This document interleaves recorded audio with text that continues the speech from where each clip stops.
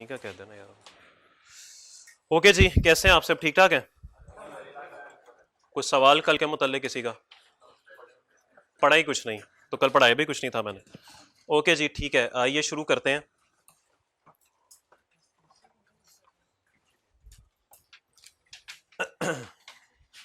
अभी आप लोगों ने इंट्रोडक्शन टू अकाउंटिंग पढ़ी है? ऐसे ही आप लोगों ने पढ़ ली हुई है? लेकिन काफ़ी सारे हजरात ऐसे भी थे जिनकी एग्जाम थी। कितने हजरात हैं? आज जरा तादाद कुछ कल से बेहतर लग रही है।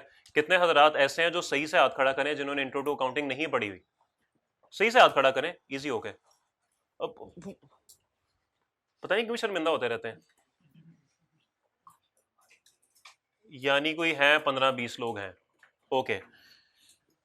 FAR 1, अब जिन लोगों ने सिर्फ हाथ खड़ा किया था उनसे सवाल है, FAR 1 पढ़ रहे हैं आप लोग? FAR 1 कंप्लीट कर लिया? पढ़ रहे हैं? ओके। कितने लोग ऐसे हैं जिनको डेबिट क्रेडिट में भी मसला है? एनीवन? है इशू? बाकी सब अच्छा है, ओके है। डेबिट क्रेडिट में ही मसला है ना बस, बाकी तो आता है सारा कुछ। चलें जी। असल में कुछ टॉपिक्स तो नहीं कहूँगा, थोड़ा बहुत एरिया है कॉस्ट अकाउंटिंग का जिसके अंदर हमें ना ज़रूरत पड़ेगी है डेबिट क्रेडिट एंट्रीज की। मेरे ख्याल में तब तक शायद आप कुछ ना कुछ डेबिट क्रेडिट सीख ही लेंगे। तो FAR 1 इंट्रो प्लस FAR 1 है कि हाली FAR 1 है? इंट्रो प्लस FAR 1 नहीं है? तो मेरा भाई कैसे सीखेगा डेबिट क्रेडिट? अच्छा, वो ऑनलाइन लेक्चर्स आ रहे हैं जिसमें आप डेबिट क्रेडिट सीख रहे हैं। ओके, तो वो कितने लेक्चर्स आपने अटेंड कर लिए और कब तक आप इंट्रो वाला पोर्शन कंप्लीट कर लेंगे? अच्छा, आज ही सर ने बताया और आज से आप लेक्चर जाके शुरू करेंगे। गालिबन 21 लेक्चर होंगे वो, अगर मैं गलत नहीं हूँ। अच्छा, 13 लेक्चर में उन्होंने बात जो खत्म कर दी है। चलें ठीक है, 13 लेक्चर तो आप 13 दिन में कर लेंगे तो काम मेरा चल जाएगा। तो डेबिट क्रेडिट जब आपको आ जाएगा ना तो मेरा मसला हल हो जाएगा। इसका मतलब है क्लास में सबको डेबिट क्रेडिट आता है? इन्वेंट्री का सबको पता है? कोई ऐसा जिसको इन्वेंट्री का ना पता हो? किसी को वेटेड एवरेज फाइफो का ना पता हो? सबको पता है? चलें अच्छी बात है, फिर आप मेरी गलतियां निकालेंगे। FAR 2 और फिर है advance accounting and financial reporting. ये 4 सब्जेक्ट्स हैं जी अकाउंटिंग के, जिसमें से एक आप लोग या तो पढ़ चुके हैं या एग्जेम्प्ट करवा चुके हैं। और ये 3 सब्जेक्ट्स ऐसे हैं जो कि या तो आप पढ़ रहे होंगे या आपने पढ़ने होंगे। अगर आप इन चारों सब्जेक्ट्स को देखें तो इसमें भी आ रहा है advance accounting and financial reporting. Financial accounting and reporting, financial financial accounting and reporting 1, financial. और ये आपको कहा यह जाता रहा कि ये इंट्रोडक्शन टू अकाउंटिंग है, असल में ये इंट्रोडक्शन टू फाइनेंशियल अकाउंटिंग है। ठीक है, तो ये भी फाइनेंशियल है। ठीक होगी बात? तो अभी तक जो आप बात करते रहे वो फाइनेंशियल की करते रहे।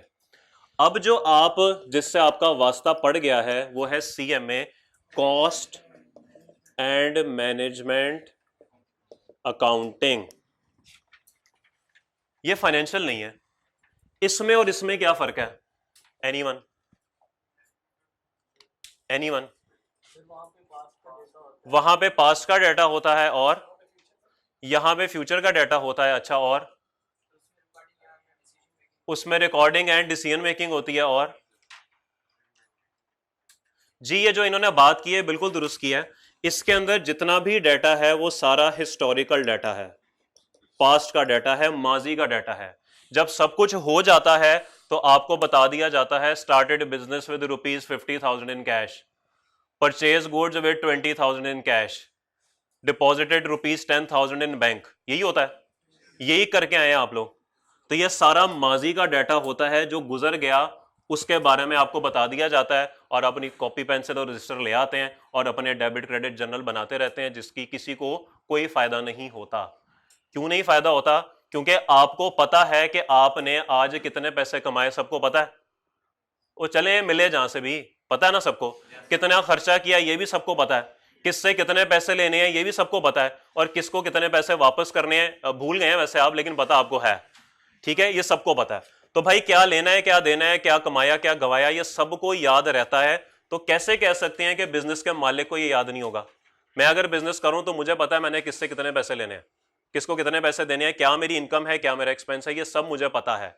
कैसा ही है? तो बिजनेस के मालिक को भी ये बात पता ही होगी। तो ये वाला जो बंदा होता है ना, ये ऐसी ना बस यूजलेस किस्म का बंदा होता है, फाइनेंशियल अकाउंटेंट। कोई इसको ना बस इसके भी मैं बता देता हूं इसकी जरूरत क्यों पेश आती है, क्यों इसको रखना पड़ता है। वैसे इसका फायदा कोई नहीं होता, सही बात है। जो बात आपको ऑलरेडी पता है वही बताने के लिए आप एक बंदे को पैसे दे रहे हैं, कोई फायदा है? कोई फायदा नहीं। लेकिन यहां पर जब हम बात करते हैं तो यहां पे बात होती है फ्यूचर की, कि आगे बिजनेस को कैसे हमने लेकर चलना है। ओके, तो फ्यूचर की बात इसमें हो रही होती है। तो अगर मैं इसको एक टाइमलाइन पर ड्रॉ करने की छोटी सी जरूरत करूं, तो लेट्स अज्यूम दिस इज यकम जनवरी 2021, साल खत्म हो गया 31 दिसंबर 2021। अगला साल शुरू हुआ यकम जनवरी 2022 और साल खत्म हुआ 31 दिसंबर 2022। कॉस्ट एंड मैनेजमेंट अकाउंटेंट की बात बाद में करते हैं, पहले फाइनेंशियल अकाउंटिंग की बात करते हैं। ये भाई साहब क्या करेंगे, जब साल खत्म होगा यहां पर, तो ये भाई साहब अपने रजिस्टर लेकर आ जाएंगे और कहेंगे भाई बताओ सारी बिजनेस ट्रांजैक्शंस पूरा साल क्या काम करते रहे, और उनको debit credit debit credit debit, वो फजूल काम जो आप करते रहे ये उनको रिकॉर्ड कर लेंगे। ओके होगी बात। लेकिन जब सीएमए की बात करेंगे, वो भाई साहब यहां पे बैठ के इस पूरे साल क्या होना है वो प्लानिंग कर चुके होंगे कि इस साल ये होना है। और जब ये पूरा साल खत्म होगा तो यहां पे बैठ के फाइनेंशियल अकाउंटेंट साहब इस साल को देख रहे होंगे, और जिस वक्त फाइनेंशियल अकाउंटेंट साहब इस साल को देख रहे होंगे उस वक्त सीएमए साहब बैठकर इस साल को देख रहे होंगे। बात समझ आ रही है? तो याद रखिएगा कॉस्ट एंड मैनेजमेंट अकाउंटेंट का काम हमेशा से पहले होता है, ठीक है। फाइनेंशियल अकाउंटेंट का काम हमेशा बाद में होता है, ये हिस्टोरिकल डाटा को देख रहा होता है। Cost and management accountant planning कर रहा होता है कि फ्यूचर में बिजनेस को हमने कैसे लेके चलना है। बात क्लियर हो गई? सिर्फ एक टॉपिक ऐसा है जो कल आपको बताया था कि एक टॉपिक सिर्फ और सिर्फ ऐसा है जो कि cost and management accountant financial accountant के साथ बैठकर देख रहा होगा। यहां पर अगर बात करें तो यहां पे फाइनेंशियल अकाउंटेंट बैठा इस पूरे साल को देख रहा होगा, जिसको सीएमए पहले ही देख चुका हुआ है। समझ आती है बात की? एक टॉपिक कौन सा है जी? वो है वेरिएंस एनालिसिस का। ये कल शायद आपकी नजरों से गुजरा हो जब आपको मैंने पास्ट पेपर का एनालिसिस दिया था। ये वेरिएंस एनालिसिस का वाहिद एक टॉपिक है जो कि कॉस्ट एंड मैनेजमेंट अकाउंटेंट जो है वो एंड पे बैठा देख रहा होगा। क्यों? वेरिएंस में जो आपने प्लान किया वो और जो एक्चुअल में हो गया वो, उसका फर्क होता है। आपने सोचा था, जो आप लोग सब सोचते हैं, अभी अगस्त में सोच कर आए थे कि यकम अगस्त को आपने प्लान बनाया, इस अगस्त में तो अन्नी मचा दूंगा मैं, रोज के 18-18 घंटे तो पढ़ना ही पढ़ना है मैंने। सबने सोचा था, एक सफा बना लिया था, इतने से इतने बजे तक ये, इतने से इतने बजे तक ये, इतने से इतने बजे तक ये। 19 घंटे आपने पढ़ाई के बना लिए। बाद में जब वेरिएंस एनालिसिस करने बैठे 31 अगस्त को, तो पता लगा बस सोते ही रहे और तो कुछ भी नहीं किया। तो वेरिएंस अच्छा खासा आ गया। तो ये वेरिएंस आपको तब ही पता लगेगा जब एक्चुअल डाटा हो चुका होगा। ठीक होगी बात? तो ये वाहिद एक टॉपिक है कॉस्ट एंड मैनेजमेंट अकाउंटिंग के अंदर, वेरिएंस एनालिसिस, जो कि पीरियड खत्म होने के बाद एक्चुअल डाटा जब आएगा तब आपको पता लगेगा। बात समझ आती है? वो बोले किसी का कोई सवाल? कोई सवाल नहीं, सब अच्छा है। चलें जी आगे चलते हैं, ये मिटा दूं। अब फॉर्मली देख लेते हैं कि इन दोनों में फर्क क्या है। What is the difference between financial accounting and cost and management accounting? आप लोग अपने रजिस्टर्स पे, जो कि मैं उम्मीद करता हूं कि आपने कॉस्ट अकाउंटिंग के लिए मुख्तिस किया हुआ है, ऐसा नहीं है कि बीच में से कागज़ फाड़ के जहाज़ भी बन रहे हैं उसके, और उसी पे आपने टैक्स भी लिखा हुआ है, उसी में आपने FR2 भी लिखी हुई है। तो एक मुख्तिस कर लें रजिस्टर कॉस्ट अकाउंटिंग के लिए, जो कि आप क्लास में इस्तेमाल करेंगे, ठीक है। तो हेडिंग बनाइए, difference between financial accounting and cost and management accounting.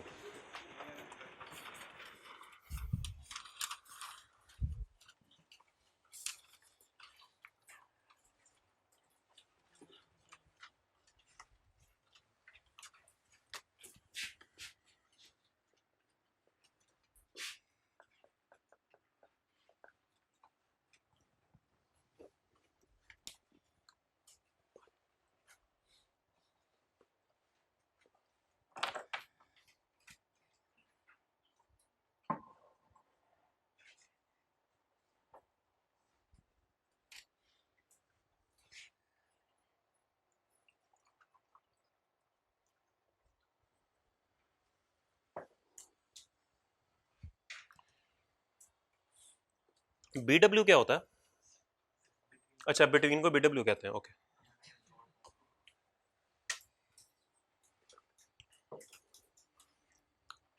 चलें जी, सबसे पहला फर्क हम लिखते हैं जी, पर्पस क्या होता है जी इनका। पर्पस को ऑब्जेक्टिव भी बोलते हैं जी। क्या पर्पस है जी फाइनेंशियल अकाउंटिंग का? क्या पर्पस है फाइनेंशियल अकाउंटिंग का? FR1 भी पढ़ रहे हैं, इंट्रो भी पास कर लिया, FR2 भी पढ़नी है। पर्पस क्या है भाई, क्यों पढ़ रहे हैं? फाइनेंशियल स्टेटमेंट्स क्या होती हैं जी? Balance sheet, statement of comprehensive income, statement of cash flows, statement of change in equity, notes to the financial statements. इनको फाइनेंशियल स्टेटमेंट्स बोलते हैं, इनको ही बोलते हैं। अच्छा ठीक है, ओके, बिल्कुल यही होती हैं जी फाइनेंशियल स्टेटमेंट्स। और फाइनेंशियल अकाउंटेंट का मकसद क्या होता है जी? फाइनेंशियल स्टेटमेंट्स बनाना। और फाइनेंशियल स्टेटमेंट्स में क्या क्या आता है ये आप लोगों ने मुझे खुद बता दिया। Balance sheet, profit and loss account, cash flows, equity और notes to the final accounts. सीख लिया आपने statement of change in equity बनाना कि नहीं? सीख लिया है?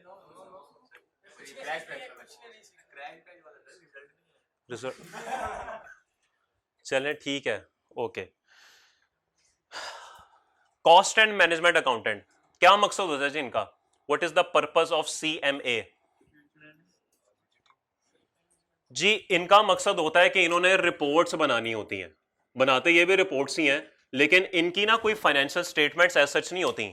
आप जहां पे जाएंगे नौकरी करेंगे ना, तो अगर आप कॉस्ट एंड मैनेजमेंट अकाउंटेंट के तौर पे नौकरी करेंगे तो आपके बॉस आपको बताएंगे कि कौन कौन सी रिपोर्ट्स आपको चाहिए, सॉरी कौन कौन सी रिपोर्ट्स उनको चाहिए जो आपको बनानी पड़ेंगी। ये कुछ भी हो सकती हैं। अगर आप मैकडोनल्ड्स में कॉस्ट एंड मैनेजमेंट अकाउंटेंट लग जाते हैं तो सोचें वो आपसे कैसी कैसी रिपोर्ट मांगेगा। बताओ बिग मैक बर्गर कितने बेचे इस महीने में, और कौन कौन सा होता है, बताओ कितने किलो फ्राइज हमने सेल किए, बताओ बताओ हमने कितने आलू परचेज करके उससे कितने चिप्स बनाए। इस तरह की बात हो सकती है ना। बताओ हमने कितने मैक चिकन बर्गर बेचे, बताओ आइसक्रीम बेची। इस तरह की रिपोर्ट्स हम कॉस्ट एंड मैनेजमेंट अकाउंटिंग के अंदर बता रहे होते हैं। यानी कि यहां पे थोड़ी सी ख्वाहिशात चल रही होती हैं। जो उस सेठ का दिल करेगा वो कहेगा ये वाली रिपोर्ट मुझे बना दो, आपको वो रिपोर्ट फिर बनानी पड़ेगी। इसीलिए कहते हैं कि यहां पे ना कोई स्टैंडर्ड नहीं होता, क्योंकि जो वो आपको कहेगा आपको बनाना पड़ेगा, सोच के बनाना पड़ेगा। और सोचना भी आपको ऐसे है कि उसको समझ आ जाए। आपको तो चलने आई जाएगी, उसको भी तो समझाना है ना, क्योंकि अगली तनख्वाह नहीं लेनी आपने। ऐसे ही है। तो ऑब्जेक्टिव इसका होता है जी रिपोर्ट्स, और रिपोर्ट्स किसी भी तरह की हो सकती हैं। और रिपोर्ट्स किस लिए होती हैं जी? एनालिसिस पर्पस के लिए होती हैं। वो असल में ये देखना चाह रहा है कि अगर मैंने बिग मैक बर्गर 20 बेचे हैं और मैक चिकन मैंने 2000 बेचे हैं तो मैं बनाई क्यों ना हूं बिग मैक बर्गर। एम फजूल में उसकी एक टीम भी रखी हुई है अलग से, उसको भी इतने पैसे जाते हैं। जब सेल ही नहीं हो रही तो फारग कराओ इसे। ठीक होगी बात। इस तरह के एनालिसिस उसने करने होते हैं। किसी का कोई सवाल? किसी का कोई सवाल? सब अच्छा है? एंड वाले भाई आवाज आ रही है ना आपको? सब अच्छा है? चलें जी। उसके बाद आइए जी यूजर्स। यूजर्स कौन होते हैं?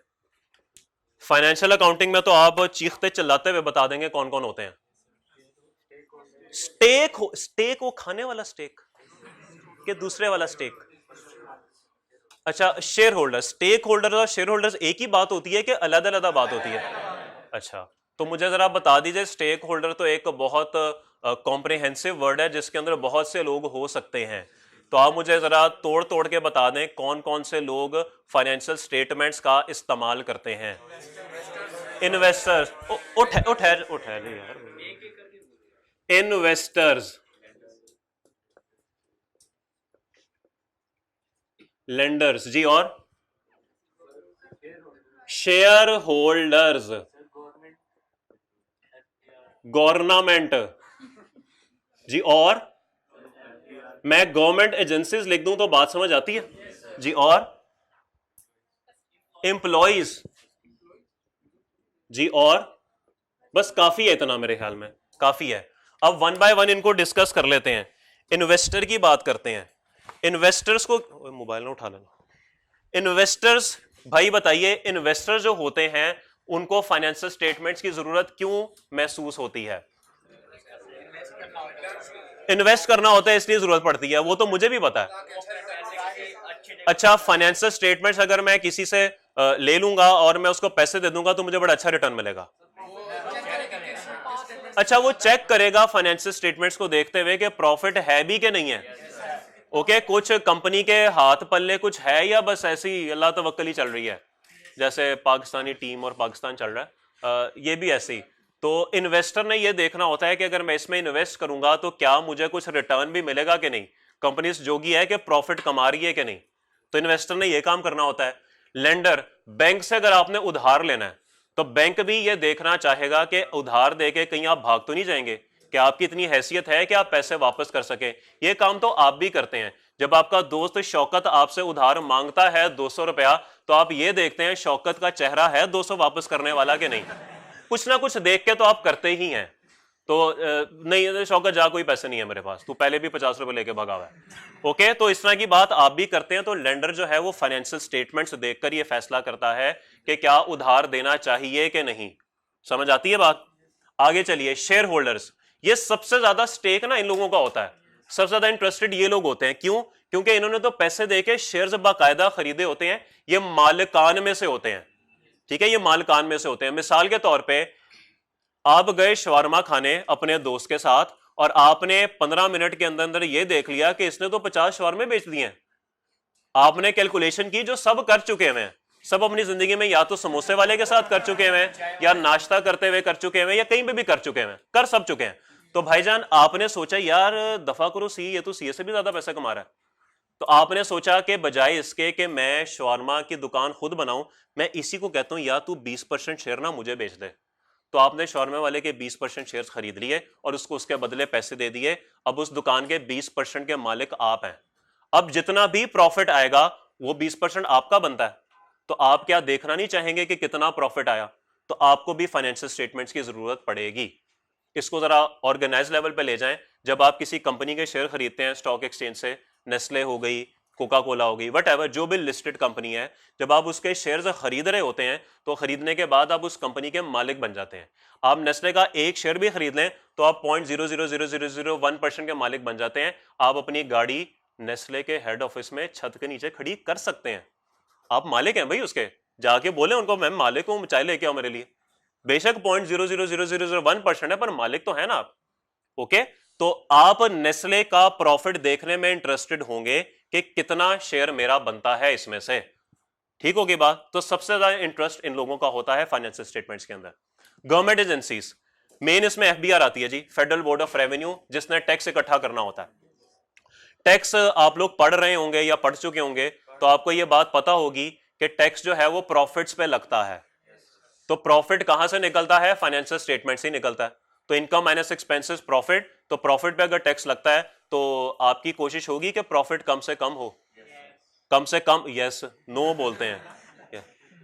तो आपकी कोशिश होगी कि टैक्स कम से कम हो। तो एफबीआर वाले इस बात को यकीनी बनाएंगे कि आपने जो प्रॉफिट डिक्लेयर किया हुआ है क्या वो ठीक किया हुआ है, कहीं आपने टैक्स छुपाने के लिए या टैक्स चोरी करने के लिए प्रॉफिट कम तो नहीं कर दिया। ओके, तो इसलिए वो आपकी फाइनेंशियल स्टेटमेंट्स देखने में इंटरेस्टेड होंगे। ओके, एससीसीपी की बात कर लें, बहुत से केसेस में आप कॉर्पोरेट लॉ में पढ़ेंगे कि security and exchange commission of Pakistan को भी फाइनेंशियल स्टेटमेंट्स हमने सबमिट करनी होती हैं, तो फिर उनको भी जरूरत पड़ती है। बहरहाल आप पढ़ लेंगे वो किन सूरतों में है, वो एक अलग चीज है। एम्प्लॉइज, आपको, आप भी नौकरी करेंगी ना कहीं जाके, तो आपको क्यों जरूरत महसूस होगी? क्यों सर जी? तनख्वाह थोड़ी दे रहे हैं सर। आपको क्या लगता है आप सीए क्वालिफाई करेंगे कितनी तनख्वाह मिलेगी आपको? नहीं, वैसे ही क्वालिफाई करके इतनी 90,000 120 के करीब आपको मिलेगी। अच्छा, इससे ज्यादा कोई एक्सपेक्ट कर रहा हो कि मुझे इससे ज्यादा तनख्वाह मिलेगी? स्टार्टिंग में कितनी कितनी वैसे है, कितनी 90,000 है? अच्छा, आपके कजन को 90,000 रुपया मिल रहा है पर मंथ, 1,20,000 पर मंथ मिल रहा है। ओके, इतना ही मिलता है अभी? अच्छा, तो जब क्वालिफाई होगा तो ये 2 20 हो जाएंगे कि 3 20 हो जाएंगे? 3 20 हो जाएंगे। लुट मची हुई है, 3 हो जाएंगे। 6 6 साल ख्वार हो गए लोगों को सीए किए हुए, अभी तक 3 20 तक नहीं पहुंचे। वो भाई कह रहे एक पेपर पास होगा तो 3 हो जाएंगे। रिसेप्शन पे हो जाते हैं 3-20 फौरन 10 मिनट। एम्प्लॉयज, ओके जी, एम्प्लॉयज क्यों इंटरेस्टेड होंगे जी? 2-3 वजूहात हो सकती हैं इसकी। मिसाल के तौर पे पिछले साल कंपनी का प्रॉफिट था 5 लाख रुपया और आपकी तनख्वाह थी 50,000 रुपया। इस दफा प्रॉफिट हो गया 50 करोड़, तनख्वाह फिर 50 आ रही है, तो आपका खून थोड़ा सा खोलेगा कि नहीं कि ये क्या बात हुई, हम काम करते हैं, हमारी वजह से प्रॉफिट 5 लाख से 50 करोड़ हुआ और हमारी तनख्वाह वहीं 50 के 50,000। आओ लॉन्ग मार्च पे चलते हैं, तमाम एम्प्लॉयज को इकट्ठा करके कहेंगे ना, और धरना देते हैं डायरेक्टर या मालिक के ऑफिस के बाहर कि हमारी तनख्वाह बढ़ाई जाए। एक वजह तो ये होती है। दूसरी वजह होती है, ये भी आप टेक्स्ट में या तो पढ़ चुके होंगे, IFRS 2 है रिपोर्टिंग में, वो अभी नहीं होगा, फाइनल में होगा, जब एम्प्लॉय को एम्प्लॉयर शेयर दे देता है, ये भी एक चीज होती है। वैसे ही अगर कोई एम्प्लॉय बहुत ज्यादा सिंसियर हो, उनके साथ बहुत ज्यादा लॉयल पुराने एम्प्लॉयज हो, उनको वो शेयर्स भी कंपनी के दे देता है, सस्ते में, कम पैसों में दे देता है कि चलो भला हो जाए, तो फिर वो एक सॉर्ट ऑफ शेयर होल्डर भी बन जाता है। तो वो भी इंटरेस्टेड होता है कि देखूं भाई जरा कंपनी ने क्या कमाया तो क्या गंवाया, तो फिर एम्प्लॉय को वहां पे भी जरूरत महसूस हो जाती है। तो ये दो चीजें होती हैं। ठीक है जी, कोई सवाल किसी का? अच्छा जी, अब मुझे बताइए कि कॉस्ट एंड मैनेजमेंट अकाउंटेंट में जो रिपोर्ट्स बनती हैं यहां पर, इनके यूजर्स कौन होते हैं जी? कौन होते हैं जी? ये मैनेजमेंट ही होती है जी, जिन्होंने फैसले करने होते हैं। अब फैसले किसने करने होते हैं? ये हर कंपनी में डिफरेंट लोग होते हैं। कहीं पे मालिकान खुद बैठे होते हैं, कहीं पे मालिकान ने एक बोर्ड बनाया होता है, 8-10 लोग उसमें होते हैं, वो होते हैं। कहीं पे कुछ उन्होंने बता दिया होता है जी ये CFO है, चीफ फाइनेंशियल ऑफिसर, ये डायरेक्टर मार्केटिंग है, ये हेड ऑफ सेल्स है, ये फैसले करेंगे। ठीक है, तो जो भी मैनेजमेंट होगी कंपनी के मामलात को चला रही होगी, वो स्टेक होल्डर होंगे। पाकिस्तान की मैनेजमेंट कौन है? बस खामोश रहे। ओके, तो मैं कह सकता हूं कि एम्प्लॉयज को निकाल के बाकी लोग एक्सटर्नल हैं, बार बार की बात हो रही है, और यहां पे मैं कह सकता हूं कि ये इंटरनल लोगों की बात हो रही है। ऐसे ही है, खामोश हो गए सारे। ठीक है जी, सब अच्छा है, दो सब अच्छा है, समझ आ रही है बात की? गलत तो नहीं बता रहा ना मैं? बता दीजिएगा जहां पे गलत बताऊं। हमें क्या पता सर, इसीलिए तो कहते हैं टीचर बन जाओ, आपको क्या पता क्या पढ़ा रहा हूं। नहीं नहीं सर, अल्लाह को जवाब नहीं देना आखिरत में, पहले इतने गुनाह, आखिरत में आप लोगों ने गिरबान से पकड़ लेना। तूने पढ़ाई थी कॉस्ट, तेरी तेरी वजह से हुआ सारा कुछ। चलें, अल्लाह खैर करेगा। कोच का काम होता है, अब देखिए बाबर आजम के कोच भी वही हैं, खुशदिल शाह साहब के भी कोच वही हैं, आप सब जानते हैं। तो कोच का काम होता है गाइड करना। नहीं नहीं, वो भी अच्छे प्लेयर हैं, मैं वैसे बात कर रहा हूं, वो सारे अच्छे प्लेयर हैं माशाल्लाह, लेकिन मैं आपको जैसे बता रहा हूं कोच का काम होता है गाइड करना। तो बाकी तो मेहनत तो बैट्समैन ने खुद करनी होती है ना। आगे आप खुद समझ आ रहे हैं मैं क्या कहना चाह रहा हूं। ठीक है जी, ओके, यूजर्स भी हो गया। नेक्स्ट आप लिखें जी पब्लिकेशन।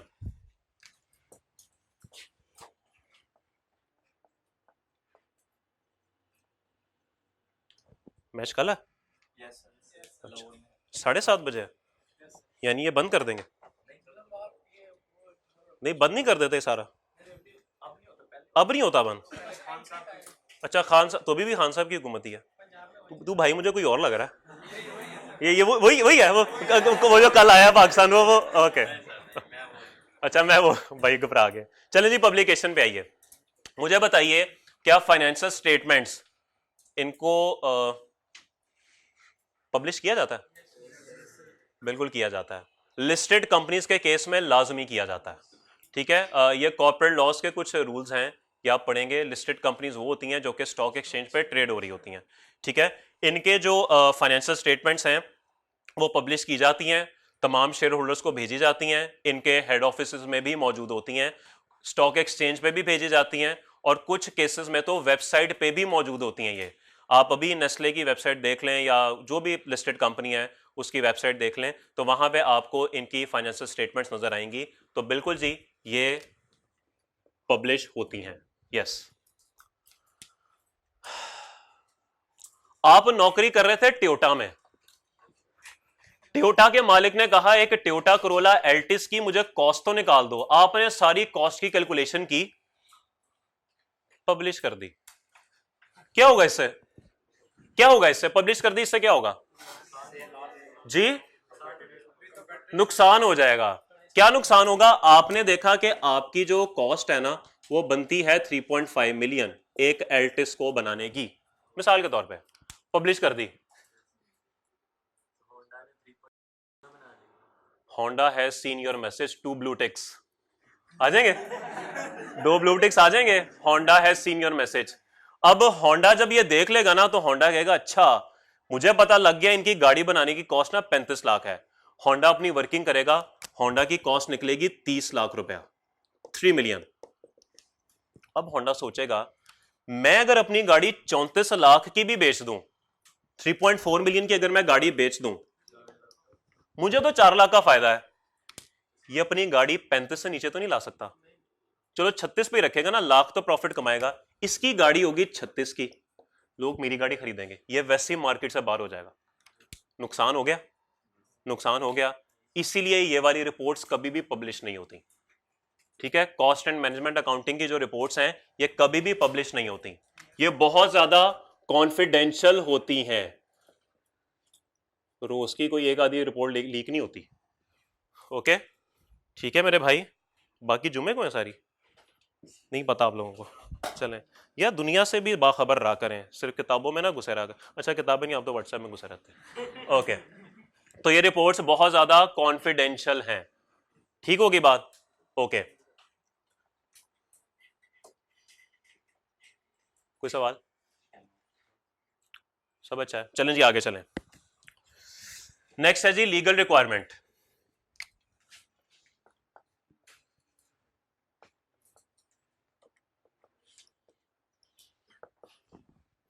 क्या हमारे ऊपर कोई लीगल जिम्मेदारी है कि हमने फाइनेंशियल स्टेटमेंट्स बनानी होती हैं?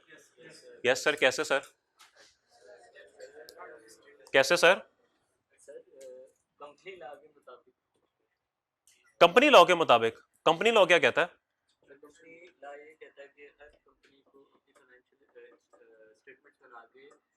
ये कौन सा सेक्शन कहता है?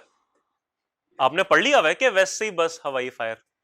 नहीं नहीं सीरियस, पढ़ लिया हुआ है भाई ने, भाई तो माशाल्लाह बहुत सीनियर निकले, ऑटोग्राफ देना जी। बिल्कुल कॉर्पोरेट लॉ है जी हमारा, वो बिल्कुल इस बात को पे कहता है कि आपने जो है अपनी फाइनेंशियल स्टेटमेंट्स बनानी है, फिर उनको ऑडिट कराना है, और वो सारी फजूल बातें उसके अंदर लिखी हुई हैं, पढ़ ही लेंगे आप लोग।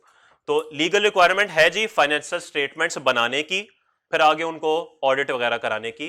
तो यहां पे आप बिल्कुल लिखेंगे कि लीगल रिक्वायरमेंट है, ठीक है? किस मकसद के लिए मैं साथ लिख भी देता हूं, ऑडिट के लिए, या फिर कुछ केसेस में आपने security and exchange commission of Pakistan SECP में भी ये फाइनेंशियल स्टेटमेंट सबमिट करानी होती हैं, ठीक है जी? सब अच्छा है? What about cost and management accounting reports, क्या इनको बनाने की कोई लीगल रिक्वायरमेंट है? नो लीगल रिक्वायरमेंट, ओनली सेठ रिक्वायरमेंट। ये सिर्फ सेठ की रिक्वायरमेंट होती है जी कि आपने ये बनानी होती हैं, तो लीगल रिक्वायरमेंट इनकी कोई भी नहीं है। सो नो लीगल रिक्वायरमेंट, ठीक है जी? समझ आती है बात? सर साथ हैं आप? कहीं खोए हुए लग रहे हैं, पक्की बात? मैंने जब सीए शुरू किया था ना, मेरा पहला, हम तो सब मॉड्यूल्स होते थे, module A B C D E F, मैं मॉड्यूल ए में था। मेरे वाले साहब जो है ना वो मेरे इस फैसले से इतना खुश नहीं थे कि मैं सीए में क्यों आ गया, क्योंकि वो खुद एक इंजीनियर हैं, तो उनकी कोशिश थी कि मेरा बेटा भी इंजीनियर बने, उनका बिजनेस है कि बिजनेस में आ जाए। मैं भाग गया, मैं इधर आ गया, अब वाले साहब के साथ फिर आपको पता है जूते पड़ते हैं, तो मैं भाग के इधर आ गया। अच्छा खैर, वो बड़ा कंसर्न थे कि पता नहीं सीए में फेल हो जाता है, पता नहीं क्या होता है, या आपके घर वालों में भी ये होगा खौफ, आप में भी खौफ होगा, बहरहाल एक खौफ तो रहता है। अच्छा, जिंदगी में वो कभी मेरे स्कूल में या कॉलेज में पेरेंट टीचर मीटिंग में नहीं आया। मुझे याद है, या तो जिस दिन मेरा रिजल्ट होता था उस दिन आते थे, वो भी सिर्फ मुझे स्कूल से पिक करने। एक दफ़ा वो मेरे कॉलेज में एडमिशन की रिक्वायरमेंट थी, वहाँ पे पेरेंट्स को आना था, तो वो उस वक्त आए, वरना वो कभी भी मेरे स्कूल कॉलेज में नहीं आए। अल्लाह का शुक्र है, ज़रूरत ही नहीं पड़ी, हर दफ़ा है। जब सीए शुरू हुआ, जब भी पेरेंट टीचर मीटिंग हुई, तो वो हर दफ़ा है, ठीक है? तो हर दफ़ा आके उन्होंने यहाँ पर क्या किया जी, यहाँ पर आके उन्होंने यही काम किया। अच्छा ये कैसा स्टूडेंट है? तो टीचर्स ना कहते थे ये आपका बेटा ना सीए कर जाएगा। वाले साहब ना बड़ा खुश होते थे, वो आगे कहते थे यार वो तुम्हारा जो टीचर है ना, वो कह रहा था कि तुम ना क्वालिफाई कर जाओगे। मैं दिल में कहता था यार उसको क्या पता, हालात मेरे ख़राब हुए, मैं आता मुझे है कुछ नहीं, पता नहीं कैसे पता लग जाता है, लेकिन वो अल्लाह ने करम किया कि वो हो गया। तो अब मैं जब यहां पर आके खड़ा होता हूं ना, तो शक्लें देख के ना पता लग जाता है, वाकई में पता लग जाता है कि कौन कर लेगा और किसके थोड़े हालात खराब है। कभी कभी ये भी पता लगता है ये सोच क्या रहा है बंदा। तो वो आप कुछ सोच रहे थे ना, तो सारी कहानी ज़हन में आ गई। फिर आप लोग जो गुफ्तगू करते हैं ना, ये मुझे समझ नहीं आई ना, कोई कमरे का स्ट्रक्चर ऐसा है, वो यहां तक आवाज उसकी आ जाती है। वो एंड वाला जो भाई कान में बात कर रहा होगा ना, वो इधर आवाज पहुंच जाएगी। तो एंड सेशन एंड पे ना अच्छे खासे राज मेरे पास ना इकट्ठे हो जाते हैं आप लोगों के। तो जरा सोच के साथ वाले से बोला करें, ठीक है। तो इसलिए आप कुछ सोच रहे थे, तो मुझे लगा शायद आप कहीं और खोए हुए थे वैसे कि नहीं। अच्छा पक्की बात, चले ठीक है जी, चले वैसे खोए भी हुए थे तो क्या है। 5वें पे आइए, फ्रीक्वेंसी ऑफ रिपोर्टिंग।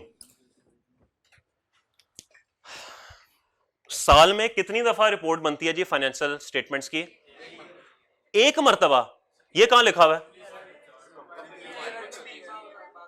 जी? बिल्कुल ओके, सुन लें, आपके जो कवानीन है वो नॉर्मली आपको एनुअल बेसिस पे फाइनेंशियल स्टेटमेंट्स बनाने का बोलते हैं, लेकिन कुछ कंपनीज 3 मंथ्स यानी क्वार्टर की भी बना लेती हैं और कुछ कंपनीज 6 मंथली भी बना लेती हैं। उसकी वजह मैं आपको बता देता हूं। इंशाल्लाह जब आप लोगों का सी एंटर कंप्लीट होगा और आप फर्म में पहुंच जाएंगे, तो फिर आप लोग वहां जाके कंपनीज का किया करेंगे ऑडिट, ठीक है। वो जो ऑडिट होता है ना, वो फाइनेंशियल स्टेटमेंट्स का होता है, जैसे हमने लीगल रिक्वायरमेंट में बात की, पूरे साल का होता है। अब होता यह है कि अगर कंपनी का साल 30 जून को खत्म हो रहा है, ऑडिट के लिए ना 120 दिन ही होते हैं सर, इतनी दिन है ना, बहरहाल कोई 120 दिन होते हैं जिसमें आपने अपनी ऑडिट रिपोर्ट जो है वो देनी होती है। अब 120 दिन जो है ये बहुत थोड़े होते हैं ऑडिट करने के लिए। कंपनी का साइज जितना ज्यादा होगा उतना ही मुश्किल होगा ऑडिट को कंप्लीट करना। तो फिर क्या होता है जी, कंपनीज कहती हैं कि सर 120 दिन में तो कंप्लीट नहीं हो सकता, फिर क्या किया जाए? वो कहते हैं हम ना 3-3 माह की ना स्टेटमेंट्स बना लेते हैं। मिसाल के तौर पे अगर साल 30 जून को खत्म हो रहा है, तो वो शुरू कब होगा? यकम जुलाई, शुक्र है मोबाइल नहीं था। यकम जुलाई से लेके 30 जून की बात होगी, तो वो क्या करेंगे, वो यकम जुलाई से लेके 30 सितंबर तक के 3 माह की फाइनेंशियल स्टेटमेंट्स बना लेंगे और आपको उसी वक्त बुला लेंगे कि आके आप इन 3 माह को तो क्लोज कर देना। 3 माह का ऑडिट हो गया, उस दौरान यकम अक्टूबर से लेके 31 दिसंबर ये पीरियड खत्म होगा, ये 3 माह की फाइनेंशियल स्टेटमेंट बना के आपको फिर बुला लेंगे। फिर उसके बाद यकम जनवरी से 31 मार्च ऑडिट करवा लिया, और जब साल खत्म होने के बाद आप आएंगे तो सिर्फ 3 महीने बचे होंगे जिनका आपने ऑडिट करना होगा, और वो 120 दिन के अंदर कंप्लीट हो जाएगा। तो इसलिए वो 3 माह की बना लेते हैं ताकि आप साथ साथ जो है ना उसको देखते रहें, ठीक है। 6 मंथ्स भी कुछ बना देते हैं, वो भी चल जाता है काम, लेकिन 6 मंथली तो आई थिंक लॉ ने भी कहा हुआ है, लॉ ने कहा हुआ है कॉर्पोरेट लॉ ने कि 6 मंथली बनानी है। खैर एनीवेज मैंने इसलिए नॉर्मली एनुअल बेसिस लिखा है कि नॉर्मली एनुअल होती है, कहीं कहीं 6 मंथली भी होती है, लेकिन आप लोग कॉर्पोरेट लॉ में ये बात पढ़ लेंगे कि कितने महीनों की जरूरत होती है। ठीक है सर जी, समझ आ रही है? चलो जी आगे चलते हैं जी। अच्छा इसमें तो मैंने लिखा नहीं, सॉरी। फ्रीक्वेंसी और रिपोर्टिंग यहाँ पर सेठ की मर्जी, नीड बेसिस, बिल्कुल ठीक फरमाया उन्होंने, सेठ की मर्जी। मांग ले तो रोज की 50 रिपोर्टें मांग ले, ना मांगे तो पूरा साल को रिपोर्ट ना मांगे, वो ना चले तो चांद तक वरना शाम तक, वही हिसाब है, तो वही हिसाब है, उसकी मर्जी है जी, जितनी मर्जी रिपोर्ट्स मांग ले। तो यहाँ पे नीड बेसिस पे ये चीजें चलती हैं, there is no set frequency. आमतौर पे कंपनीज ने इंटरनली बनाया होता है जी, ये रिपोर्ट हमें रोज चाहिए, बैंक की पोजीशन की रिपोर्ट रोज चाहिए, सेल की मंथली चाहिए, रिसीवेबल की हफ्ते बाद चाहिए, वो कंपनी ने इंटरनल बनाया हो तो बनाया हो, लेकिन बहरहाल लीगल कोई इसमें वो नहीं है। ठीक है जी, सब अच्छा है, ओके। नेक्स्ट चलते हैं जी, नेचर ऑफ इंफॉर्मेशन।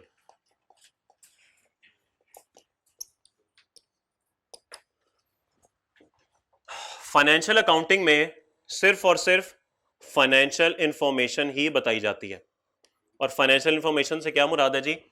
पैसों की बात होती है। क्या आप लोगों ने प्रॉफिट एंड लॉस अकाउंट बनाते हुए कहीं पे ये लिखा था कि मैंने 50 बर्गर बेच दिए? कहीं नहीं लिखा था, आप बस उसकी सेल वैल्यू टोटल करके लिख देते थे। क्या कॉस्ट ऑफ सेल में भी ऐसे ही होता था? हाँ ना, कोई नहीं, वो पढ़ी है इंट्रो के नहीं? हाँ तो जी एक ही चीज तो पढ़ी है। अच्छा इंट्रो में एक चैप्टर था, कुछ था, ठीक है। सिर्फ पैसों की बात होती है बैलेंस शीट के अंदर, सिर्फ पैसों की बात होती है। इवन अगर आप पूरी फाइनेंशियल स्टेटमेंट्स उठा के देख लें तो सब में सिर्फ और सिर्फ पैसों की बात हो रही होती है। तो इसका मतलब यह है कि फाइनेंशियल अकाउंटिंग के अंदर हम सिर्फ और सिर्फ फाइनेंशियल इंफॉर्मेशन ही देख रहे होते हैं, ठीक होगी बात। लेकिन जब बात आती है कॉस्ट एंड मैनेजमेंट अकाउंटिंग की तो यहां पे फाइनेंशियल प्लस नॉन फाइनेंशियल दोनों चीजें हम देख रहे होते हैं। फाइनेंशियल से मुराद है रुपीज में और नॉन फाइनेंशियल से मुराद है क्वांटिटी। क्वांटिटी वगैरह आप देख रहे होते हैं या कोई क्वालिटेटिव टाइप की इंफॉर्मेशन वो भी आप इसमें देख रहे होते हैं। ओके होगी बात। इतने बर्गर बेचे थे सर, ओके, इतने चिप्स जाया हो गए थे सर, ओके, इतना लॉस हो गया था, इस तरह की बातें जो है ना आप इसके अंदर देख रहे होंगे। तो इसमें फाइनेंशियल और नॉन फाइनेंशियल दोनों तरह की चीजें होती हैं। किसी का कोई सवाल? सब समझ आ रही है? वाकई में ये आपका कमाल है कि मेरा कमाल है? चल, नहीं नहीं आपका ही कमाल है भाई। वो कोच वाली मिसाल याद रखिएगा, ठीक है। काम होता है गाइड करना, असल तो आपने करना है ना, या नंबर 1 रैंकिंग पे चले जाए या तीसरी बॉल पे आउट हो जाए, वो तो आपके ऊपर है, ठीक है। तो कोच तो सबके लिए एक ही है, बस अल्लाह से कोच दुआ ही करता है प्रेस कॉन्फ्रेंस के अंदर, अल्लाह करे सब अच्छा रहे, ठीक है। चलें, ओके। टाइम पीरियड, ये बात आपके साथ डिस्कस हो चुकी है कि फाइनेंशियल अकाउंटिंग के अंदर हिस्टोरिकल डाटा होता है और इसके अंदर हिस्टोरिकल प्लस फ्यूचर डाटा होता है।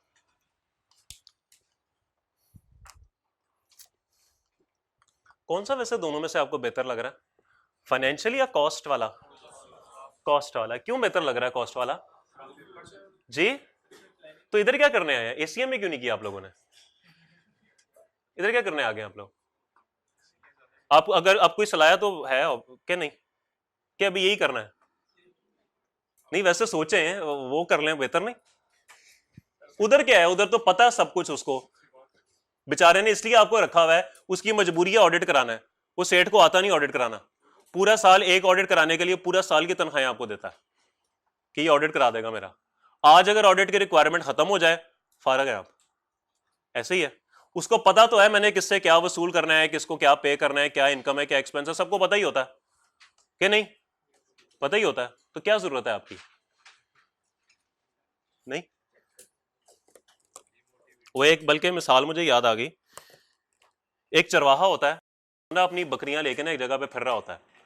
एक गाड़ी में ना एक सूटेड बूटेड भाईजान आते हैं, गाड़ी रोकते हैं, उसके पास जाते हैं और उसको कहते हैं अगर मैं तुम्हें बता दूं तुम्हारे पास कितनी बकरियां, तो 2 बकरियां तो मुझे दे दोगे?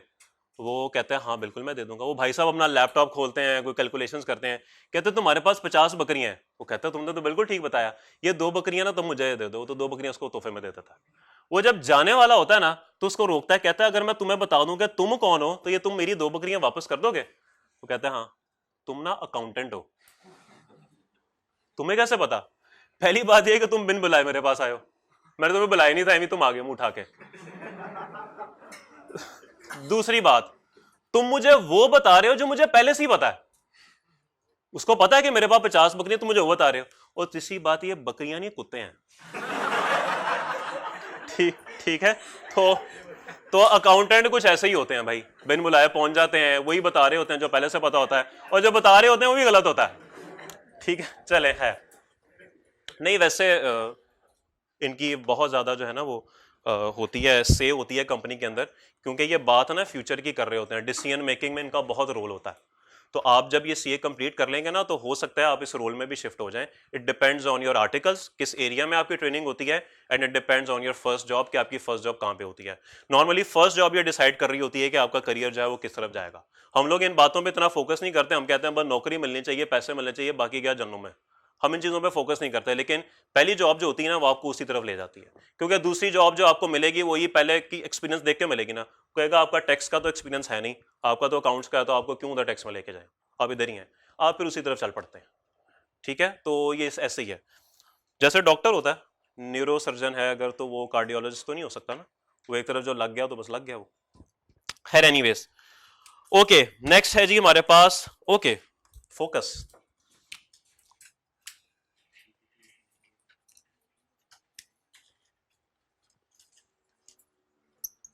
जी, फाइनेंशियल अकाउंटिंग के अंदर जो हमारा फोकस होता है वो कंप्लीट ऑर्गेनाइजेशन, यानी ऑर्गेनाइजेशन एज अ होल के ऊपर होता है। आप सेल्स जो लिखते हैं फाइनेंशियल अकाउंटिंग के अंदर, वो पूरी कंपनी की या पूरी ऑर्गेनाइजेशन के लिख रहे होते हैं। खर्चे आप पूरी ऑर्गेनाइजेशन के लिख रहे होते हैं, एसेट्स पूरे ऑर्गेनाइजेशन के लिख रहे होते हैं, लाइबिलिटीज पूरी ऑर्गेनाइजेशन के लिख रहे होते हैं, किसी खास एरिया की नहीं होती। ऐसे ही है, तो फाइनेंशियल अकाउंटिंग के अंदर complete organisation as a whole हम देख रहे होते हैं। ठीक होगी बात। जहां तक बात कॉस्ट एंड मैनेजमेंट अकाउंटेंट की है, यहां पे चीजें फर्क होती हैं। यहां पे आप लोकेशन वाइज भी आपसे आपके सेठ मांग सकते हैं कि मुझे बता दो, मैकडोनल्ड्स की पूरे पाकिस्तान में 250 फ्रेंचाइजेज हैं, हर फ्रेंचाइज का तुम मुझे सेल बताओ कितनी है, बतानी पड़ेगी आपको।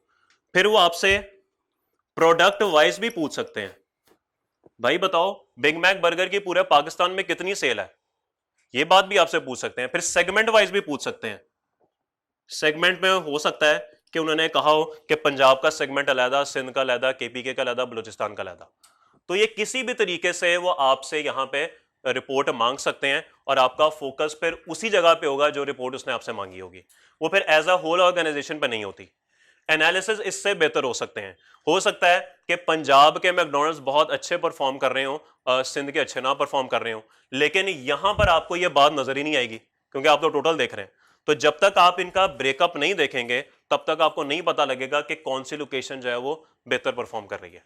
जैसे अगर मैं आपको एक बात बताऊं, ये इलेक्ट्रॉनिक्स है। इलेक्ट्रॉनिक्स में आपने देखा होगा ये हायर हो गया, ग्री हो गया, ओरिएंट हो गया, इन तमाम की ना 4-4 5-5 प्रोडक्ट्स मार्केट में मौजूद हैं। एसी मौजूद है, फ्रिज मौजूद है, माइक्रोवेव ओवन है, डिस्पेंसर है और एलईडी टीवी है। अब एक बात मैं आपको बता दूं, एलईडी टीवी जो है ना वो मोस्टली कंपनी ना लॉस पे बना रही है, लॉस पे बेच रही है। 1000, 1200, 1500, 2000 पर पीस इनको लॉस ही होता है, लेकिन फिर भी बनाई जा रही है सब। क्यों? नहीं, डिमांड की बात नहीं है, सिर्फ मार्केट में प्रेजेंस की बात है कि जी हम बस मौजूद हैं। एसी बनाने में बहुत फायदा होता है, उसका फायदा इतना ज्यादा होता है कि उससे इसका लॉस कवर हो जाता है, तो इनको कोई मसला नहीं है, लेकिन मार्केट में रहने के लिए उनको यह काम करना पड़ता है। ठीक है, तो बेसिकली यहां पे ये जो प्रोडक्ट वाइज है, ये मैंने आपको बताया कि ये इस तरह की भी स्ट्रेटेजीज चल रही होती हैं। अगर आप कंप्लीट ऑर्गेनाइजेशन की सेल निकाल देंगे तो आपको पता ही नहीं लगेगा कि एलईडी पे लॉस हो रहा है आपको, वो तो जब तक आप प्रोडक्ट वाइज नहीं बनाएंगे आपको नहीं पता लगेगा ना। तो इसी वजह से ये सारी रिपोर्ट्स यहां पर बन रही होती हैं। ठीक होगी बात।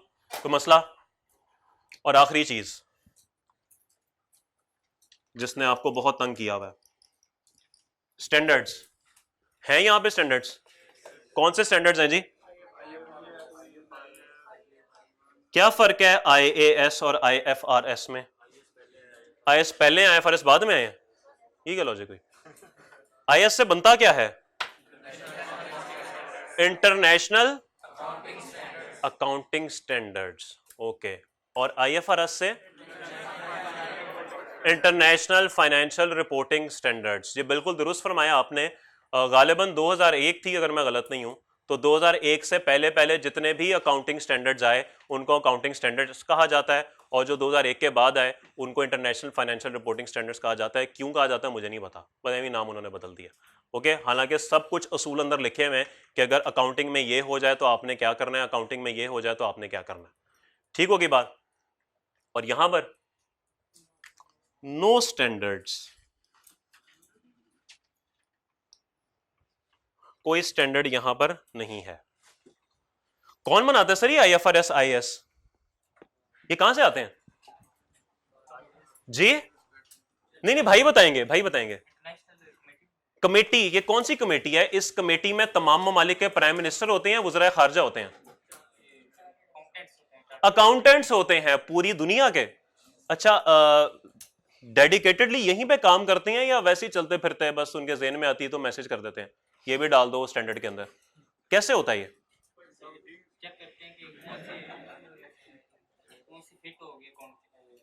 नहीं, मेरा सवाल असल में ये है कि ये जो आप बता रहे हैं अकाउंटेंट्स हैं, ये फुल टाइम इनका काम ही यही होता है या और भी काम कर रहे होते हैं? अच्छा, और भी काम करते हैं, घर के काम, सफाइयाँ, इस तरह के, शादीशुदा जो होते हैं? ऐसा नहीं, ओके। नहीं नहीं, ये डेडिकेटेड लोग होते हैं भाईजान, ये इनका काम ही यही होता है कि इन्होंने ये करना होता है। और सितम ज़रीफ़ी ये है कि चूंकि इनका काम ही यही होता है तो इन्होंने दुनिया को बताना तो होता है ना कि हम कुछ कर रहे हैं। तो वो कैसे पता लगेगा जब तक कोई तब्दीली नहीं लेके आएंगे अंदर। तो हर साल कोई ना कोई चेंज कर देते हैं अंदर, चेंज ये कर देते हैं, वक्त पूरी दुनिया के अकाउंटेंट्स को पड़ जाता है। ठीक है, तो बहरहाल ये बोर्ड होता है जी एक, IAS भी बोलते हैं गालिबन उसे, तो उसमें ये होते हैं, उनका ये काम होता है कि उन्होंने ये स्टैंडर्ड जो है ना वो बनाने होते हैं। कॉस्ट अकाउंटिंग में देयर इज नो स्टैंडर्ड, बस जो स्टैंडर्ड आपके सेठ ने बताया हुआ आपने वही फॉलो करना। उसने कह दिया कि भाईजान मेरे लिए सेल वो है जितने पैसे आए, तो बस वही सेल है भाई। उसकी नजर में जो कैश गया वो एक्सपेंस है, तो बस वही एक्सपेंस है भाई। फिर आपने गाड़ी खरीदी हो तो वो एसेट नहीं है, वो एक्सपेंस है, क्योंकि सेठ ने कह दिया नो स्टैंडर्ड। फिर आप कहेंगे सेठ वाकई तेरा नो स्टैंडर्ड, ठीक होगी बात, तो नो स्टैंडर्ड। कोई सवाल? आपके सामने डिफरेंस है, इसको नोट कर लीजिए, फिर हम बात को आगे बढ़ाते हैं।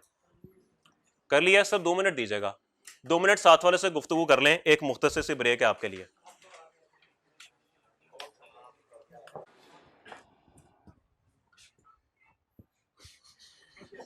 और मैंने कहा था साथ वाले से करनी हो, व्हाट्सएप पे गुफ्तगू शुरू हो गया। बात आ जाए ऐसी हरकतों से।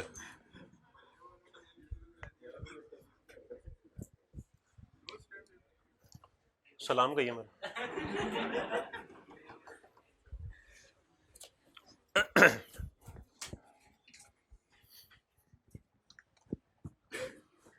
जी कुछ पुरानी यादें इंट्रो की ताज़ा करते हैं जी,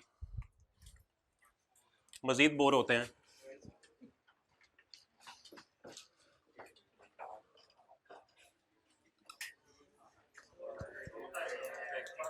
ये तो आपको मुझे पढ़ाना चाहिए, कुछ शर्मिंदगी हो रही है पढ़ते हुए।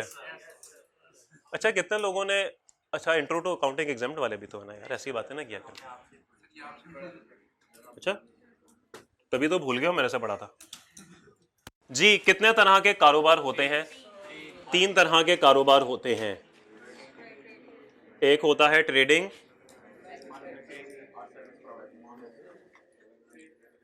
मैन्युफैक्चरिंग और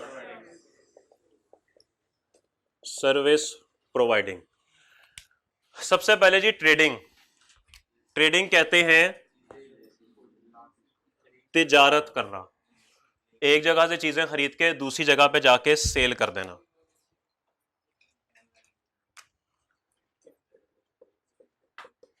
buying goods and selling them. Note करना बिल्कुल जरूरी है, नहीं दोबारा कर ले। इन द सेम कंडीशन, कहां पे नोट हुआ पड़ा है? अकाउंटिंग के वहां से कागज निकाल के यहां पे छापेंगे, पूरा रजिस्टर है तो इस तरह कर लें तो ठीक है। अक्सर वहां से फाड़ के पेन ना इस पर लगा दीजिएगा यार, एक नोट्स बन जाएंगे ना, कल को रिवीजन करेंगे तो कहां वो रजिस्टर ढूंढते रहेंगे। तो भाईजान एक जगह से चीजें खरीद के दूसरी जगह पर बेच देना, और बड़ी इंपॉर्टेंट बात है इन दी सेम कंडीशन, चीजों का हालत का नहीं बदलना चाहिए। आप मिसाल के तौर पे आईफोन पाकिस्तान में सेल होता है, आपकी जेबों में पड़ी होगा 14 प्रो मैक्स, माशाल्लाह सारे अमीर लोग हैं, 6-6 करोड़ आपके बैंक अकाउंट में पड़े हुए। ये जो आईफोन बाहर से आता है और यहां पर सेल होता है, इसको ट्रेडिंग बोलते हैं, क्योंकि इस आईफोन में कोई तब्दीली नहीं होती, यह जिस हालत में बाहर से आता है उसी हालत में आगे सेल कर दिया जाता है। ठीक होगी बात? तो अगर इस तरह के बिजनेस की कुछ एग्जांपल्स आप मुझे बताना चाहें तो क्या आप बता सकेंगे? जी सर, लिखा हुआ है, पढ़ा हुआ है, बताएं। चार्जर? और बिजनेस का नाम शहजादे, चीजों का नाम नहीं। सियालकोट की स्पोर्ट्स की चीजें? मुझे सर कोई बिजनेस बता दें जिसका सबको पता हो। अफजल इलेक्ट्रॉनिक्स, चलें ठीक है, नाम आप लोगों ने सुना ही होगा। चलें मैं आपकी हेल्प कर देता हूं, hyper star, metro cash and carry, चल जो भी हो गया यार, मेट्रो कैश एंड कैरी। और एक मोहल्ले में शौकत जनरल स्टोर भी तो है। शौकत जी भाई, क्या फरमाया? शौकत कौन है? शौकत, ये पता है इन लोगों को, पुराने लोगों को पता है, चलिए इनको भी बता दो, तजस्सुस रहेगा। शौकत मेरे कुक का नाम था, बड़ा ही नफीस आदमी था वो, बहुत नफीस इंसान था वो। किन्होंने सवाल पूछा है? सवाल किन्होंने पूछा है? अच्छा, वो बड़े नफीस इंसान थे वो, बस कभी कभार ना थोड़ा बहुत झूठ बोल लेते थे वो, उनमें ये एक मसला था। तो एक दिन वो आए मेरे पास और बोला कि मेरी ना कैमरा बंद हो गया ना, ऑन ऑन, कोई मसला इसके अंदर? Any question? एसी चलवा दें, सब अच्छा है। मैन्युफैक्चरिंग क्या होता है जी? मैन्युफैक्चरिंग चीजें बनाकर बेचना। इसमें क्या होता है जी? Selling goods after manufacturing finish goods using raw material. इसमें क्या होता है जी? आप चीजें बेचते हैं कब? रॉ मटेरियल से फिनिश गुड्स बनाने के बाद। ठीक है, आप चीजें बेचते हैं।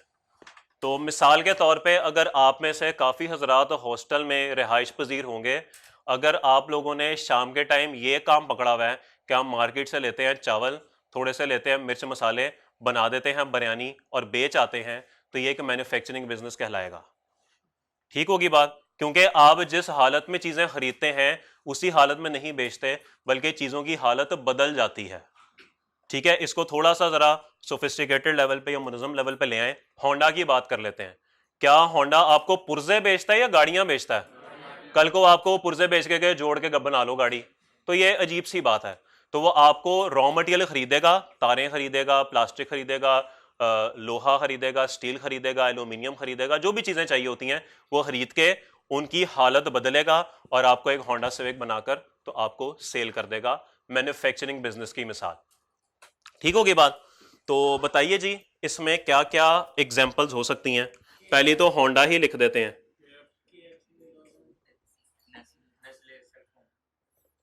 चलें, KFC और आई कैप।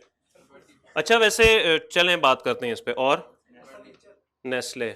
बस ठीक हो गया, सब अच्छा है जी। ओके, क्रिसेंट कॉलेज यहां पर आएगा कि यहां पर आएगा? मैन्युफैक्चरिंग में नहीं आएगा? ऐसे सीए बना बना के नहीं भेज रहा बाहर? मैन्युफैक्चरिंग में नहीं आता? अच्छा, चलें जी। नेक्स्ट है जी सर्विस प्रोवाइडिंग। सर्विस प्रोवाइडिंग क्या होता है जी? खिदमात। ठीक है जी, खिदमात। दो चीजें यहां पर बहुत इंपॉर्टेंट हैं जी। एक है जी टाइम और दूसरी है जी स्किल। वक्त भी होना चाहिए और स्किल्स भी होने चाहिए। अगर मेरे पास वक्त मौजूद है, मैं क्लास में मौजूद तो हूं, लेकिन मुझे कॉस्ट अकाउंटिंग आती ही नहीं है, तो फिर कैसे सर्विस जा सकती है? नहीं जा सकती। या फिर मेरे पास स्किल तो है, कॉस्ट अकाउंटिंग तो आती है, लेकिन मैं क्लास में नहीं आता, वक्त नहीं दे पाता, तो तब भी खदमात नहीं हो सकती, सर्विसेज नहीं हो सकती। तो इसका मतलब है सर्विस के लिए इन दोनों चीजों का इकट्ठा होना बहुत जरूरी है, बहुत जरूरी है। ओके जी, तो एग्जाम्पल क्या हो सकती है जी? क्रिसेंट कॉलेज, वो वैसे मैन्युफैक्चरिंग में होना चाहिए। क्रिसेंट कॉलेज, क्रिसेंट कॉलेज जी। और ऑडिट फर्म्स जी, सबसे इंपॉर्टेंट चीज ऑडिट फर्म्स। आप जो अभी स्किल्स एक्वायर कर रहे हैं, ये आर्टिकल्स में आपके काम आएंगे, और वहां पर जाके आप अपनी काबिलियत के साथ साथ जो 24-24 घंटे ऑफिस में वक्त देंगे, तो फिर क्या होगा? वो आप सर्विसेज दे रहे होंगे किसको? अपनी ऑडिट फर्म को, और ऑडिट कर रहे होंगे। ठीक है, तो वो भी एक सर्विस बिजनेस है। एक बड़ी इंपॉर्टेंट बात है जी, ये इनटेंजेबल होती हैं, नजर नहीं आती, वापसी नहीं हो सकती। मतलब अगर आज मेरी और आप सबकी लड़ाई हो जाए और मैं आपसे कहूं वापस करो मेरी कॉस्ट अकाउंटिंग, तो ऐसा नहीं हो सकता, पॉसिबल ही नहीं है। ठीक है, तो ये चीजें इनटेंजेबल होती हैं, इनकी वापसी नहीं होती। ठीक है सर, सब अच्छा है? कोई सवाल किसी का? कोई सवाल नहीं? यार कुछ सवाल ही पूछ लिया करें, कम से कम मुझे तो ना आता हो, मैं भी थोड़ा सा कुछ सीख लूं। अच्छा, तो ये मैं मजाक कर रहा हूं? कमाल हो गई यार। ठीक है जी,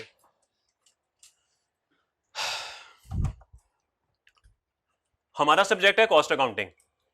ट्रेडिंग बिजनेस में क्या होता है? चीजें खरीदते हैं और एज इट इज बेच देते हैं, ऐसे ही है। चीजों की कॉस्ट कैसे निकाल सकते हैं? जितने की खरीदी होगी वही कॉस्ट होगी ना, ऐसे ही है। या साथ थोड़ी बहुत कोई फ्रेट हो गया होगा, ऐसे कॉस्ट निकल आएगी। आसान काम है, मुश्किल काम है? आसान काम है। आसान कामों से याद रखिएगा आई कैप का कोई ताल्लुक नहीं है।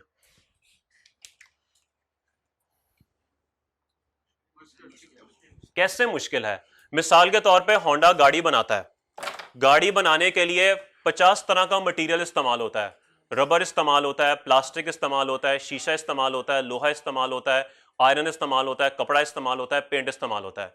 क्या वो हर गाड़ी के लिए अलग अलग मटेरियल खरीदते हैं या टोटल मटेरियल एक ही दफा खरीद लेते होंगे? एक ही दफा खरीद लेते होंगे जी। तार खरीदनी है तो टोटल खरीद लो। इस गाड़ी पे कितनी लगी देखना पड़ेगा। कपड़ा खरीदा इस गाड़ी पे कितना लगा देखना पड़ेगा, पेंट का भी देखना पड़ेगा, लोहे का भी देखना पड़ेगा, बीच में कुछ लॉस भी हो जाएगा, जाया भी हो जाएगा, तब कहीं जाके पता लगेगा कि कितना मटेरियल लगा। मुश्किल काम आसान काम? मुश्किल काम। उसके बाद जिन लोगों ने मिलकर गाड़ी बनाई, पता लगा उस बंदे को 50,000 रुपया तनख्वाह दी थी और उसने कोई 200 गाड़ियां बना ली थी।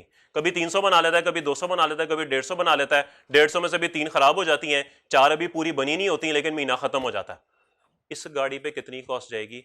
मुश्किल काम। लेबर की कॉस्ट निकालना मुश्किल काम, इधर होगा वो। फिर जिस फैक्ट्री में आप बना रहे हैं, उस फैक्ट्री के अंदर बिजली का बिल, उसका रेंट, पानी गैस टेलीफोन का बिल, रिपेयर एंड मेंटेनेंस और फजूल किस्म के खर्चे, इंश्योरेंस का खर्चा, तमाम खर्चा मिला के बना 50 करोड़। एक ही गाड़ी पहली वाली 50 करोड़ की बेच देते हैं ताकि कॉस्ट कवर हो जाए, बाकी रूटीन में बेच देंगे। कैसे होता है? ऐसे नहीं होता। कुछ ना कुछ करके आपको इन खर्चों को उस गाड़ी की कॉस्ट के ऊपर फेंकना पड़ता है। वो कैसे फेंकना है? ओवरहेड्स का चैप्टर याद करें, कल आपकी नजरों से गुजरा होगा, उस चैप्टर में हम ये सीखेंगे कि उनका क्या करना होता है। तो यहां पर यह काम थोड़ा सा मुश्किल है, इसलिए आई कैप की जो नजर है वो भी इसी चैप्टर पे रहती है। ये ऐसी बेजरूर सा टॉपिक है, जॉब बैच सर्विस कॉस्टिंग में थोड़ा बहुत आप देख ही लेंगे। ओके, मेन फोकस इसी पर रहेगा। आज के बाद जब भी बिजनेस की बात होगी तो वो मैन्युफैक्चरिंग बिजनेस के कॉन्टेक्स्ट में ही होगी। याद रखिएगा, मैं जब भी बिजनेस का नाम बोलूंगा आपने फौरन सोच लेना है, एज्यूम कर लेना है कि ये मैन्युफैक्चरिंग बिजनेस की बात हो रही है। ठीक होगी बात? कोई सवाल किसी का? कल मुलाकात होती है। अल्लाह हाफिज़।